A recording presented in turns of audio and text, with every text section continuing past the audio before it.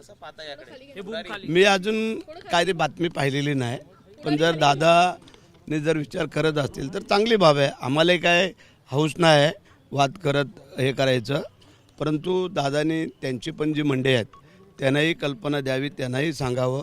चुकीचं आणि खोटं नाटं जे काय व्हिडिओ दाखवण्याचं काम किंवा हे जे काय चाललेलं आहे हे पण कुठंतरी आता आम्हाला शोधणं गरजेचं वाटतं आहे. कारण आरोप प्रत्यारोप हे होतं ठीक आहे, परंतु बदनामी एखाद्याची जाणून बुजून करणं की त्याच्यामध्ये काही तथ्य नसताना हे पण थोडंसं वरिष्ठांनी त्याचा शोध घ्यावा असं आम्हाला वाटतंय. परंतु शेठ पण सातत्यानं भेट आपली घेतली दादांनी आणि त्यानंतर उदय सामंतांची भेट घेतलेली आहे. आदिती तटकरे यांना देखील समजावून सांगण्यात आल्याचं कळतंय.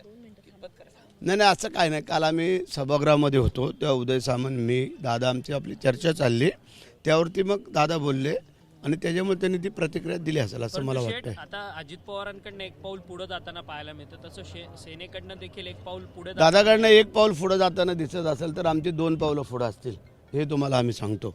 कारण काय आलं आहे, आम्हालाही हौस नाही आहे की वादिवाद करून राजकारण करायचं, संघर्ष करून, परंतु प्रत्येकाने समजून घेणं गरजेचं आहे. वस्तुस्थिती काय आणि परिस्थिती काय त्याच्या अनुषंगाने चालावं. चल, परंतु थँक्यू सर. धक्काफटका जर पुढच्या निवडणुकीमध्ये झाला आता सामंजस्य होऊन तर काय तब की बात तब, जेव्हा किंवा तेव्हा बघू आपण, ते बघू आपण. हा चला तिकडे जा.